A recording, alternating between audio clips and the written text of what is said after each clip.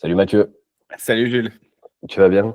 ça va très bien. Et toi? Bon, ouais, magnifique, impeccable. Merci pour ton temps. Très heureux de te recevoir aujourd'hui. Tu nous accordes une vingtaine de minutes. L'objectif, c'est qu'on revienne un peu sur ton parcours. Tu es entrepreneur, tu as suivi un accompagnement Scalisia, Mm. l'advisory de Scalisia pendant plusieurs mois avec Sylvain, ton associé. Mm. Et, ben, tu vas pouvoir nous dire pas mal de choses justement sur ce que tu as vécu, ce que tu as pu apprendre, ce qu'on a pu mettre en place. Avant qu'on rentre dans le détail, Mathieu, qui es-tu? Que fais-tu? Que fait Vidéobiz? Ok, bon, on va essayer de la faire courte parce que plus C'est intéressant que de c'est pas un parler. burger de la mort, hein. C'est pas un burger de la mort. Donc moi, c'est Mathieu Germer, je suis le directeur général de Vidéobiz. Donc nous sommes une agence de production et de création de vidéos YouTube. Alors ça veut tout et rien dire. Mais en gros, on accompagne des entrepreneurs, des entreprises à développer leur visibilité sur YouTube. C'est notre spécialité. C'est du YouTube organique. Donc, on n'est pas là pour faire de la publicité, de l'ADS. Nous, ce qu'on aime, c'est vraiment les bonnes vidéos virales qui partent de zéro.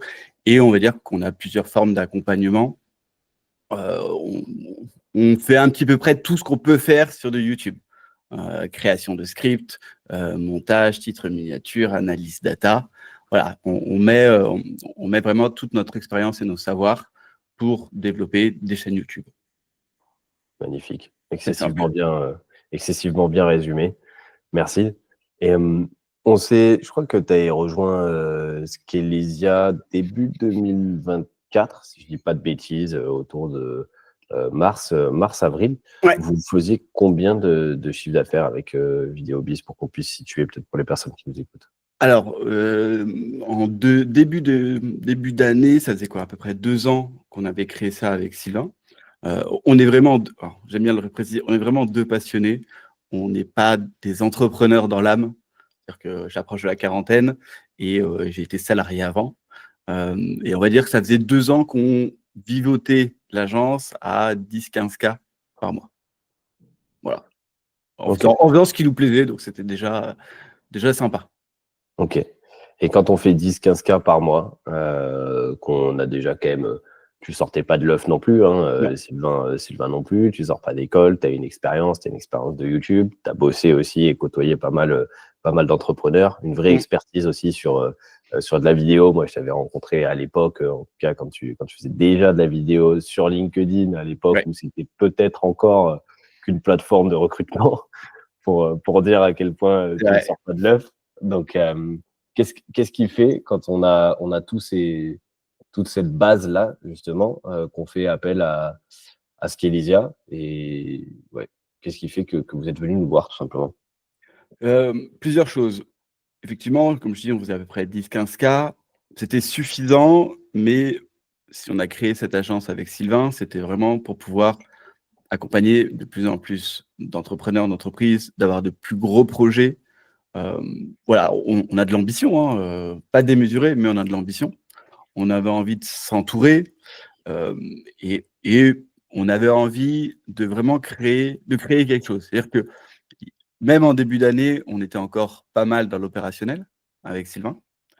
Et on a 40 ans, donc on commence à penser aussi à voir un peu plus loin, à pas être totalement dans le business, à faire du matin au soir du YouTube. Donc, on s'est dit que c'était le moment de mettre, d'avoir quelqu'un qui puisse nous driver un petit peu à faire évoluer cette boîte. Et c'est vrai que bon, moi, je vous connais depuis pas mal de temps. Je connais des personnes avec qui vous avez travaillé, qui ont travaillé pour vous. Et il y avait cette envie de se dire, OK, on se met un bon petit coup de pied au cul. On arrête le mode artisanal et on va travailler pour l'entreprise et on va faire développer tout ça. Donc, c'est un peu dans ce sens qu'on est venu vous voir en se disant, les gars, on sait faire quelque chose, mais on n'est pas des entrepreneurs. Euh, aidez-nous à construire quelque chose. Aidez-nous à avoir une bonne base parce qu'on sait qu'on a quelque chose d'intéressant entre nos mains, mais on ne sait pas comment aller plus loin, quoi. Ok. Donc, commencer à mettre une expertise, en tout cas à échelle, sortir un peu de l'opérationnel, Ouais. commencer à bâtir un truc qui va tourner avec vous, mais peut-être avec un pas de recul aussi, un petit pas de côté, petit pas de côté, quoi. Ouais, c'est ça. Ouais. C'est ça. On s'est dit que c'était le moment. C'était le moment. On avait déjà bien mis les mains dans le cambouis et on avait envie de passer à l'étape supérieure. Mais on savait que ce serait long et difficile si on le faisait nous-mêmes. Donc, il fallait faire appel à des experts. À titre purement informatif, petit disclaimer, ça peut être long et difficile, même avec nous. Voilà, pour ceux qui regardent la vidéo, il n'y a pas de secret dans l'entrepreneuriat. Donc, ça peut être long et difficile, quoi qu'il arrive. C'est juste qu'il y a peut-être des chemins un peu plus courts que d'autres, mais ça reste une aventure. Alors, oui, je suis bien d'accord, précisons-le, il y a du travail derrière. C'est ça que j'aime bien avec vous aussi. C'est que vous ne faites pas à notre place, et c'est ça que je voulais aussi. Tout ce qu'on a vu ensemble, parce que là on est quoi, novembre, tout ce qu'on a vu ensemble depuis le début de l'année, c'est pas fini. On a tellement de choses à mettre en place encore que oui, il y a attention, il y a du travail derrière. Là, novembre, là, vous faites combien de chiffre d'affaires sur les derniers mois? Et bien là, on a dépassé les 30K les derniers mois. Un petit 100%. C'est ça. Alors, c'est moi qui ai fait le disclaimer. Effectivement, vous nous avez aidé à tellement structurer la boîte qu'on arrive à gérer le plus gros projet. Donc, on partait de bas. Donc, finalement, c'est vrai qu'on a eu une belle évolution. On a pu bien s'entourer. On a des beaux projets. Donc, c'est que le début. C'est que le début. Hein, ouais, c'est trop bien, parce que pour le coup, c'est moi qui avais pris l'initiative aussi d'échanger avec vous et de vous faire rentrer dans le programme Scalisia. Et on parlait des 30K, on se donnait en gros 1 an pour aller atteindre ces 30K. On est à plus 8-9 mois. Donc maintenant, il va falloir aller stabiliser. Ce sera aussi le charme de la croissance, c'est que ça a dû créer encore plein de chaos dans l'entreprise qu'il va falloir gérer et encore plein de problèmes à résoudre. C'est ça. Mais c'est très bien. Et qu'est-ce qui t'avait convaincu justement, peut-être à la fois dans nos échanges? Alors, c'est peut-être un peu biaisé parce que tu nous connaissais, mais finalement, il y a plein de gens qui nous connaissent depuis 1 an, 2 ans, 3 ans, 4 ans et qui nous contactent que maintenant. Mais qu'est-ce qui t'a convaincu ou fini de te convaincre, tu vois, de te dire, OK, on y va avec Scalisia? Alors, effectivement, on vous connaissait, mais on ne savait pas exactement ce que vous faisiez. Et donc, c'était très intéressant d'échanger avec toi pour nous expliquer. Et ce qui nous a convaincus, c'est un peu le parcours, vraiment le parcours sur plusieurs mois. Voilà, on ne suit pas bêtement une formation. Voilà. On est vraiment accompagné. Le fait que vous soyez aussi une bande d'experts avec beaucoup de réactivité et en même temps d'agilité, parce que ce qui est assez marrant, c'est entre le parcours qu'on avait vu au tout début et ce qu'on a fait, il y a eu tellement de changements, parce que tu l'as dit, l'augmentation du chiffre d'affaires, l'augmentation et la structuration de la boîte nous a amené d'autres problèmes qu'on n'avait pas vu venir. Donc, on a dû voir avec Cassandre pour pouvoir changer d'expert, de formateur. Donc, c'était très intéressant. Donc, cette partie-là nous intéressait. Et il y a aussi ce côté un petit peu… Alors, c'est bête ce que je vais dire, mais il y a un moment où nous, on accompagne des personnes pour développer leur chaîne YouTube. En fait, on s'est retrouvés dans le même cas que nos clients ou que certains de nos prospects. C'est-à-dire qu'à un moment, on ne peut pas tout faire tout seul. C'est pas possible. Même si on aimerait. Et oui, il y a un moment, on va parler un petit peu du nerf de la guerre, à un moment, il faut dépenser, faut investir. Voilà, on va dire qu'il faut investir pour aller plus vite et plus loin. Et donc, on s'est dit, si nous, on ne peut pas le faire pour notre entreprise, on ne peut pas reprocher à nos clients, à nos prospects, de nous dire « Ah ben non, je veux le faire tout seul », alors que nous, on sait très bien qu'ils ont besoin de nous pour se développer, comme nous, on avait besoin de Scalisia pour se développer. Il y a un souci de cohérence aussi. Si tu veux demander de l'argent à des gens, il faut aussi être capable, toi, de pouvoir en investir de ton côté. Qui plus est, c'était… voilà, vous faisiez 10-15 000. 10-15 000, c'est vraiment une des limites pour rentrer dans l'advisory. Donc, vous faisiez partie aussi des chiffres d'affaires relativement bas, en tout cas, de l'advisory. Donc, c'est une vraie dépense aussi et c'est quand même une vraie décision. Et bravo pour ça, parce que c'est pas toujours facile d'investir. C'est toujours très facile de donner des leçons. Ouais, mais je comprends pas les gens, pourquoi ils investissent pas et tout quand c'est pour nous. Mais derrière, c'est vrai que quand il faut le faire et quand il faut sortir un peu… quand il faut sortir la carte, ça peut être un peu plus compliqué. Donc, c'est déjà top que vous ayez pu rentrer comme ça chez Scalisia. Donc, il y avait des enjeux. Vous avez pris la décision de partir avec nous. Qu'est-ce qui vous a le plus plu derrière dans le programme d'accompagnement? Il y a plein de choses finalement à l'intérieur de ce programme. Qu'est-ce qui vous a le plus plu? Nous, c'est vrai, c'est vraiment le contact et les échanges avec des experts dans leur domaine. Parce que c'est surtout ça qu'on a utilisé. Effectivement, dans votre accompagnement, vous avez plein de choses dedans qu'on a, et je vais le dire honnêtement, qu'on n'a pas utilisé à 100%.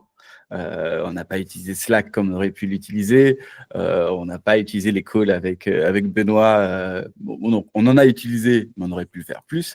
Nous, ce qu'on voulait, c'était vraiment discuter d'une problématique avec une personne spécialisée dans cette problématique, qu'elle nous pousse au cul, qu'elle nous donne des deadlines, qu'elle nous donne des choses à faire entre les calls pour nous pousser. Parce que c'est vrai qu'on se retrouve tous les deux, Sylvain, associés, on n'a personne au-dessus de nous. On peut vite partir dans ce train-train de la routine de tant que ça fonctionne, ça vivote, ça va. Et donc, voilà, c'est ce côté-là de me dire, OK, toutes les semaines, j'avais un point avec quelqu'un, je devais rendre des comptes. C'est ça que j'ai beaucoup moins apprécié dans votre accompagnement. Et après, toutes les ressources qu'on peut avoir entre les calls aussi, qui m'ont permis de bien avancer sur certains mois. Ouais, ok. C'est intéressant ce que tu partages. Ça revient à la notion un peu de responsabilité et de N+1 imaginaire. On peut le voir, je le vois beaucoup, moi, chez les entrepreneurs, des gens qui passent du salariat à l'entrepreneuriat, qui ont ce réflexe d'avoir besoin d'une validation pour mettre les choses en place. Or, il n'y a aucune corrélation entre le fait qu'on vienne te valider quelque chose en entrepreneuriat et le fait que la chose soit bonne. C'est pas parce que la chose est faite qu'en plus elle est bonne. Et la seule chose qui te dit si la chose a été bonne ou pas, c'est le niveau d'argent que tu vas faire rentrer ou en tout cas le résultat que tu vas pouvoir avoir derrière. Donc ça peut être, c'est une première notion qui est hyper importante. Et la deuxième notion, c'est la notion de responsabilisation et de responsabilité. Pourquoi tu as d'immenses sportifs aujourd'hui qui ont systématiquement un coach? Pourquoi le meilleur des gardiens a un coach pour les gardiens? Pourquoi? En fait, c'est cette notion de responsabilité, c'est devoir rendre des comptes à quelqu'un et avoir quelqu'un qui nous suit, qui nous donne un programme et qui nous pas empêche de réfléchir, mais en tout cas qui nous met sur des rails où à un moment on n'a plus qu'à mettre sa capuche et à dérouler. Et c'est aussi un confort, je pense, quand on est entrepreneur ou entrepreneuse et qu'on est souvent confronté à X décisions par semaine, d'avoir un sparring partner aussi qui peut partager ça, c'est un vrai luxe, je pense. Ouais, c'est ça. Non, mais on avait besoin, parce que c'est vrai qu'on est deux, donc on se pousse quand même mutuellement sur certaines choses. Mais encore une fois, on n'était pas spécialisé dans créer une agence, gérer une agence. Alors oui, il y a plein de ressources sur LinkedIn, il y a plein de ressources sur YouTube, mais un peu comme nous, on vend notre accompagnement, il n'y a rien mieux que de l'expérience de quelqu'un qui l'a fait pour régler des problèmes, quoi. Enfin, donc ouais, pour moi, c'est vraiment le plus que je peux que recommander, parce que c'est ce que je fais aussi dans mon agence, en mettant des youtubeurs qui sont là depuis quelques années au service de nos clients, quoi. Mais pourquoi tu l'as pas fait tout seul? Il y a pourtant plein de contenu sur Internet aujourd'hui, Mathieu. Pourquoi tu te fais accompagner? Pourquoi tu le fais pas tout seul de ton côté? Non, c'est tellement plaisant de pouvoir discuter. Ouais. En fait, le partage d'expérience, il n'y a rien de mieux, quoi. Et ça, c'est pas ce que tu trouves dans des livres ou sur YouTube. Tu as besoin d'échanger parce que je pense qu'on a chacun des problèmes, on les voit tous différemment. Donc top, quoi. Et si on va à un degré de profondeur en dessous, si on apporte un peu d'épaisseur là sur les thématiques que tu as pu travailler, sur quoi concrètement vous avez bossé là pendant cet accompagnement? Alors, au début, on s'était dit qu'on allait bosser beaucoup sur l'acquisition. Donc, on avait commencé par tout ce qui était prospection, appel de vente. Alors, c'est quelque chose qu'on n'a jamais fait, de la prospection, parce que c'est vrai qu'on est des créateurs de contenu, donc on a toujours créé du contenu, ça suffit. Et donc, on ne voulait pas spécialement aller vers la prospection. Donc, on a fait plus du rebise. On avait beaucoup d'anciens clients qu'on n'avait pas contactés depuis longtemps. Voilà, beaucoup d'affaires suspendues où on n'était pas allé plus loin. Donc, on a pas mal travaillé dessus. Et finalement, assez vite, on a arrêté la prospection parce qu'on a commencé à avoir de plus en plus de clients, parce que Sylvain a fait une super vidéo YouTube.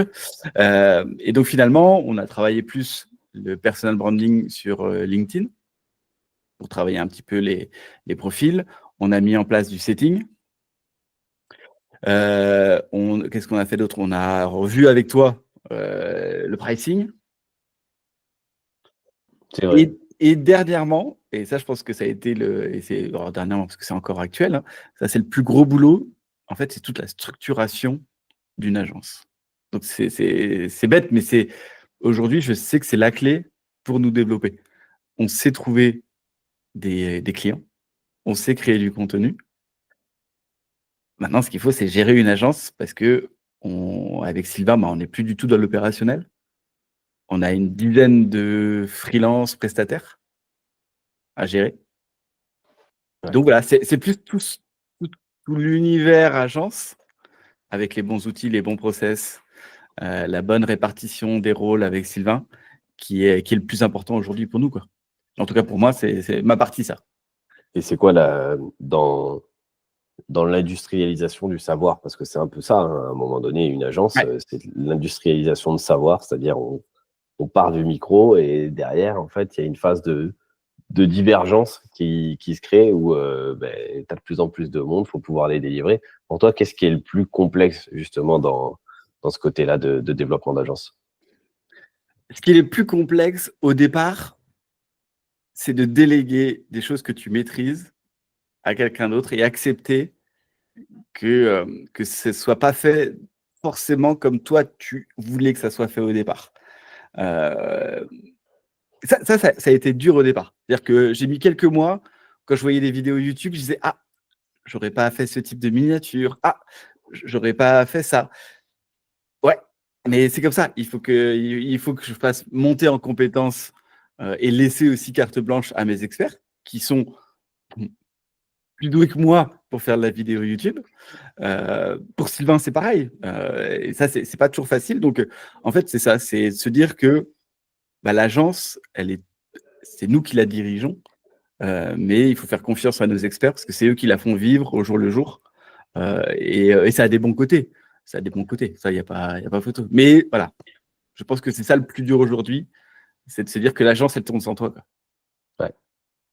Et en même temps, ça commence à être un luxe aussi. C'est cool parce que tu Ah oui, es sur d'autres thématiques où bien sûr. plus ça va avancer, plus ton rôle, ça va être de trancher, de prendre les bonnes décisions. Et c'est là tout cet enjeu aussi de réflexion, tu vois, que tu vas pouvoir amener et de sparring. Ouais. Hyper intéressant parce que la thématique pour laquelle vous arriviez au départ, qui est l'acquisition, c'est ce que 90% des boîtes sont persuadées que le goulot d'étranglement vient de là. En réalité, souvent, on est assis sur une mine d'or.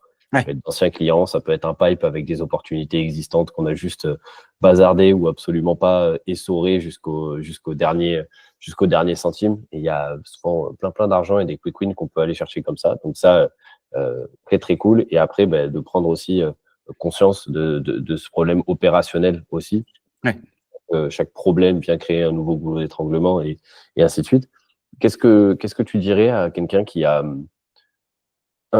state à rentrer chez Skelesia et qui se dit qu'il n'a pas le temps, l'entrepreneur d'ailleurs, hein, à passer sur sa croissance, que peut-être que c'est trop cher et si ça rate, comment on va faire et peut-être que je peux le faire tout seul aussi, finalement. Je suis pas obligé de me faire accompagner. Qu'est-ce que Oui, tu c'est dis sûr.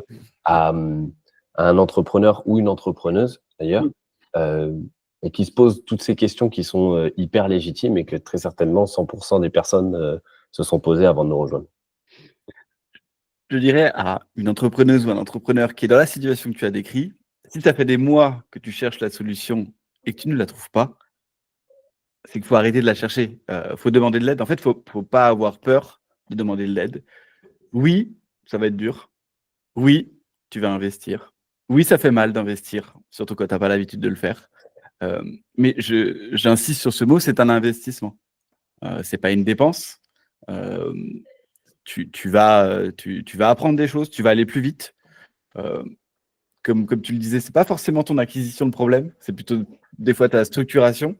Et ce que tu auras investi avec Scalesia, tu vas t'y retrouver. Tu vas t'y retrouver si tu es sûr. Et ça, je pense que Scalesia va t'aider si tu es sûr d'avoir la bonne offre, la bonne audience, la bonne cible. Il ne suffit pas grand-chose, en fait, pour débloquer tout ça. Donc voilà, je le répète, hein, si cet entrepreneur hésite et que ça fait des mois qu'il stagne et qu'il essaye encore de se dire que tout seul, il va y arriver, cherche encore à aller 2-3 jours et après appelle Jules. Voilà.